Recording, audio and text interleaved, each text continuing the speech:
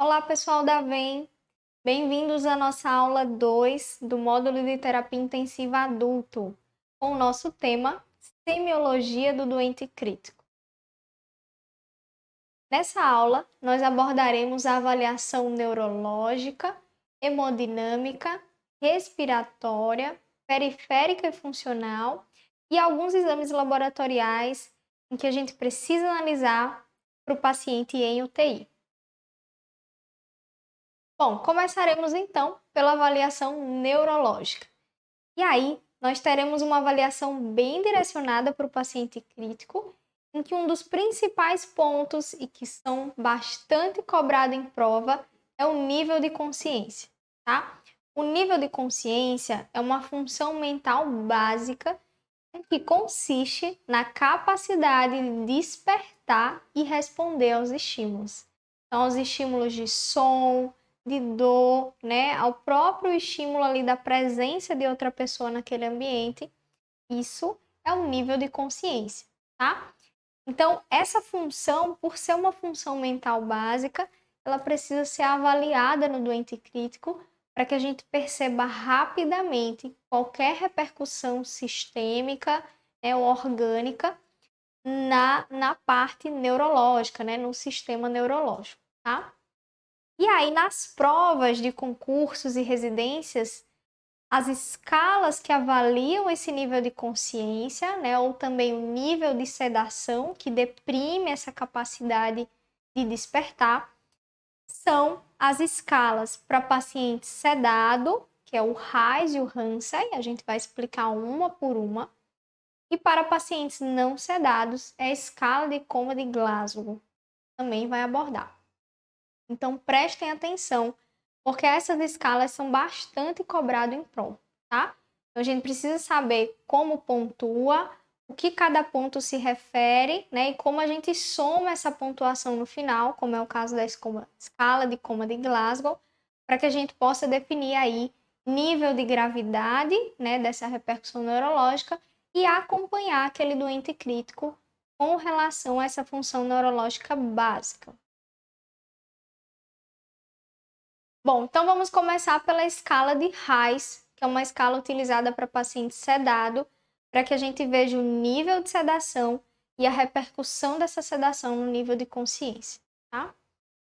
Então, a escala de RAIS é uma abreviatura, né, de uma nomenclatura em inglês, né, que é uma escala de sedação e agitação de Richmond, e aí ela vai de uma pontuação de 4 positivo até -5. Né? Então, vamos já imaginar que as pontuações positivas são para pacientes mais despertos, com nível de consciência maior, que podem progredir até um nível de agitação. Já as escalas de pontuações negativas, elas já são relacionadas a pacientes que estão com um nível de consciência menor, progredindo até para aquele nível em que ele não tem resposta nenhuma a nenhum tipo de estímulo, ok? Então, vamos falar uma por uma para que vocês possam absorver. Inclusive, isso é importante para a prova, que vocês saibam que cada pontuação se refere, né? Isso é bastante cobrado nas provas. Então, o que se refere? O nível 0, né? Vamos começar ali no meio. O nível 0 da escala de RAIS se refere a um paciente que está alerta e calmo. É o que a gente considera como ideal para a sedação dos pacientes. Que todo mundo tivesse alerta e calmo, né? Ter um nível de consciência preservado, mas ele está tranquilo diante dos suportes oferecidos, tá? Já os pacientes que começam a aumentar aquele nível de consciência num sentido ruim, que é o paciente que está começando a agitar, ele já começa ali no nível 1 a ficar inquieto, né? Então, ele está mais ansioso, tem movimento já ali no leito, mas apesar disso não é agressivo, né? Então, ele está se movimentando um pouco mais do que o esperado, mas não é agressivo, nem aquele movimento gera nenhum risco para ele, tá? Ou para a equipe. Já o paciente mais 2 é aquele paciente que já está agitado. Então, ele tem movimentos desproporcionais, ele briga com o ventilador mecânico e isso pode oferecer um risco para aquele paciente, né? já que ele pode puxar um acesso, ele pode ficar muito desconfortável e cansar na ventilação, né? Mesmo com suporte. Isso, inclusive, pode gerar sincronias ventilatórias, que é um risco para o paciente, tá? Então, ele começa ali a ficar num nível de consciência que já parte para um nível de agitação que é perigoso, tá? O 3 é aquele paciente que já está muito agitado, né? Então, ele tem condutas muito agressivas, né? Ele puxa ou remove dispositivos, tubo, catéter. Então, quando ele parte do 2 para o 3, então ele começa efetivamente a usar aquela agressividade para se tornar, né, mais arriscado a sua condição de saúde, como essa retirada de dispositivos que são importantes para manter a sua vida, tá? E por fim, o 4 é aquele paciente super combativo, que realmente está violento, que é um risco, inclusive, para a equipe, né? Que ele machuca as pessoas que chegam perto, ele puxa tudo ao seu redor. Então, é um paciente que normalmente a equipe vai tentar conter, né, de forma química, aumentando a sedação, ou às vezes até de forma física, com contenções mecânicas, né? Porque ele acaba sendo um risco tanto para a sua condição de saúde quanto para a própria equipe, tá? E aí, pessoal, vamos para as escalas negativas agora, né? As pontuações negativas. Então, o -1 é o paciente sonolento, prestem atenção no tempo. O paciente que adormece, né? Ele até desperta, mas ele adormece facilmente e ele só mantém contato visual, ele consegue, aliás, manter contato visual por mais de 10 segundos. Isso é uma coisa que as provas adoram, esse tempinho aí de 10 segundos. Então, o -1, ele consegue mais de 10 segundos, ele tem um bom contato visual ali. Já o -2, que é uma sedação leve, ele já não consegue manter contato por mais de 10 segundos. Então, ele até mantém o contato visual, mas por menos de 10 segundos. Então, isso diferencia o -1 do -2. Prestem atenção para não confundir na prova, tá? Além disso, o -2 ele precisa do estímulo verbal, isso é importante também. Então, o paciente ele precisa ser acordado com estímulo verbal para que ele possa despertar e manter o contato visual com você, tá? Já o -3 é considerado uma sedação moderada, né, em que eu tenho até abertura ocular, o estímulo verbal, mas eu não consigo manter contato visual, tá? O -4, que é considerado uma sedação intensa, eu não tenho resposta ao estímulo verbal e só apresento resposta, né? Até apresento movimento, abertura ocular, mais ao estímulo físico, né? Que normalmente é um estímulo mais até doloroso, né? A gente faz alguns estímulos específicos que podem levar, né, a esse estímulo doloroso para que eu desperte ali uma resposta do nível de consciência. Então, esse paciente, ele tem um nível de consciência mais deprimido por conta de uma sedação já mais intensa, tá? Já o -5, pessoal, é aquele nível de sedação mais intensa, em que o paciente não desperta de forma alguma, né? Ele tem ausência de qualquer resposta a qualquer tipo de estímulo. Então, ele nem responde ao estímulo verbal, nem responde ao estímulo físico ou doloroso, e não apresenta nenhum tipo de resposta, né? Então, ele não tem abertura ocular, ele não tem resposta de movimentação e ele não gera nenhum tipo de contato com a pessoa que está estimulando. Bom, pessoal, então essa foi a escala de Reis, é uma escala para paciente sedado, lembrando disso, lá na questão, né, afirmar que o paciente é sedado, você vai lembrar da escala de Reis ou da escala de Hansai, que a gente vai ver agora. Bom, pessoal, então essa é a escala de Hansai, né? Ela é uma escala também para paciente sedado, que vai de 1 a 6, né? Então, essa escala, ela não tem pontuação positiva e negativa. Ela só tem 6 pontos, tá? O grau 1 é um nível de sedação, né, mais leve, em que o paciente pode estar até mais ansioso, mais agitado, porque a sedação está muito pouca, né, muito leve. Então, o paciente acaba se movimentando mais no leito, pode ter algum risco de retirar dispositivo, porque ele já está mais de ansioso para agitado, tá? Mas vejam que a Hansai, ela não consegue pontuar o nível de agitação, tá bom? Já o grau 2 é aquele paciente cooperativo, que está orientado, tranquilo, que seria o ideal para o nível de sedação pela Hansen. O grau 3 é o paciente que está sonolento, mas ele atende os comandos, né, verbal, por exemplo. O grau 4 é um paciente que está dormindo, né, ele responde rapidamente ao estímulo, mas apenas se for um estímulo sonoro vigoroso ou um estímulo glabelar, né, que é aqui, ó, em que eu tenho já uma sensação de dor, tá? Então ele só vai responder ao estímulo físico doloroso ou ao sonoro vigoroso, tá? Já o grau 5 é aquele paciente que também está dormindo e que ele responde lentamente aos mesmos estímulos da escala anterior, né? Que é o estímulo glabelar, que é um estímulo doloroso, ou o estímulo sonoro vigoroso, tá? Então, o 4, ele responde rápido e o 5, ele responde lentamente, tá?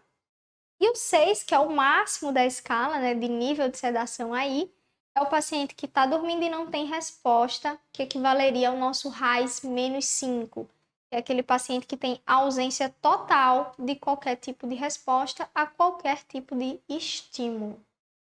Ok, pessoal? Então, essas são as nossas duas escalas de avaliação de nível de consciência e nível de sedação, justamente para pacientes não sedados, para a gente ver o quanto eu consegui deprimir daquele nível de consciência. E o ideal é que a gente deprima só até um nível em que o paciente se mantenha tranquilo sobre os suportes, né, ventilatórios ou outras terapias, mas sem que eu tenha perda total dos estímulos, das respostas aos estímulos, ok? Então, o ideal é que a gente ficasse num Hansen de grau 2 e num RAIS de 0, ok? Para os pacientes sedados. Bom, agora falando sobre pacientes não sedados e que você quer avaliar o nível de consciência, tá? Para esse tipo de paciente, a gente vai usar a escala de coma de Glasgow. Ela é uma escala que foi desenvolvida, né, para que a gente avaliasse o nível de consciência e a repercussão do trauma crânioencefálico, o traumatismo crânioencefálico, que é o TCE, para avaliar a gravidade desse trauma crânioencefálico, tá? E aí, essa escala foi desenvolvida, né, com pontuações que vão de 3 a 15, para que você avalie a gravidade, né? Então, um paciente com trauma leve, ele fica ali numa pontuação de 13 a 15, um trauma moderado de 9 a 12, um trauma grave de 8 a 3, tá? E como é que a gente consegue chegar nessa pontuação? A gente chega nessa pontuação através de 3 avaliações, que são as avaliações de abertura ocular, né? Como que o paciente consegue fazer essa resposta de abertura ocular, avaliação de resposta motora e avaliação de resposta verbal, tá? Então, como é a avaliação de abertura ocular, para a gente começar, né? Então, a abertura ocular, ela tem uma pontuação que vai de 1 a 4, nenhuma avaliação concede uma pontuação de 0, prestem atenção nisso, né? Por mais que o paciente tenha ausente nas respostas motoras, verbais e ocular, ele sempre vai ganhar um ponto pelo menos, ok? Por isso que o mínimo valor é 3, né? Porque nas 3 avaliações, se ele não tiver nenhuma resposta, é 1. Então, vai gerar uma pontuação de 3, ok? Então, vamos lá para a abertura ocular. Para a abertura ocular, eu posso avaliar, né, se a abertura é espontânea, ou seja, sem você precisar chamar ou fazer um estímulo doloroso, e aí você ganha 4 pontos. Se você tiver uma abertura ocular ao comando verbal, ou seja, você pedindo para o paciente abrir os olhos, ele ganha 3 pontos. Se você precisar fazer um estímulo doloroso para que esse paciente tenha abertura ocular, ele ganha 2 pontos. E se ele não tiver abertura ocular, é 1 ponto, como eu falei anteriormente, tá? Já na resposta verbal, a gente vai observar se o paciente, né, a sua conversa, ele consegue responder de forma orientada, ele ganha 5 pontos. Se ele responder de forma confusa as questões que você perguntou, ele ganha 4 pontos. Se ele responder com palavras inapropriadas, ele ganha 3 pontos. E se os sons forem totalmente incompreensíveis, ele ganha 2 pontos. Se ele não te responder nada, ele ganha 1 ponto. É o caso, por exemplo, de pacientes que estão entubados ou traqueostomizados, que realmente não têm a capacidade de produzir som. Então, ele não vai ter nenhuma resposta verbal, né? E aí eles vão ganhar 1 ponto com essa observação de que são entubados ou traqueostomizados, ok? Por fim, pessoal, existe a resposta motora, né? Então, a resposta motora, ela pode ser voluntária, obedecendo aos comandos, e você vai ganhar, né, vai pontuar 6 pontos. Se o paciente ele apenas localiza o estímulo doloroso que você precisou fazer para obter uma resposta motora, ele vai ganhar 5 pontos.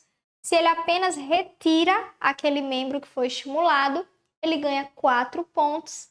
Se ele faz uma resposta de decorticação ao estímulo doloroso, né, que é aquela resposta de flexão anormal, né, ele vai ganhar 3 pontos. E se ele tiver uma descerebração, que é o contrário, né, uma resposta de extensão anormal, ele vai ganhar 2 pontos, tá? E se não tiver nenhuma resposta, 1 ponto, que é o mínimo que a escala consegue, né, fornecer para essa avaliação, ok?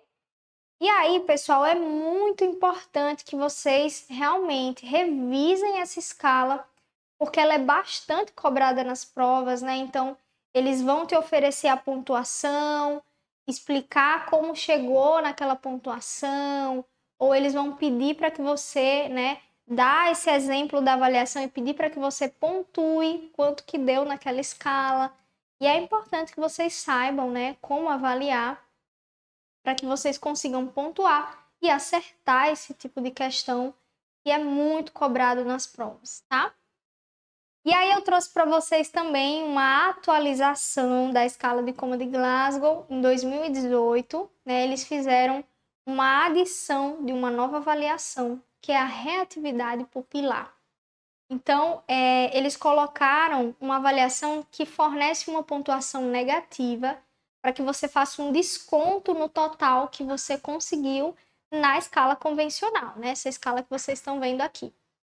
Então, como é que faz, né? Como é que a gente soma essa avaliação da reação pupilar?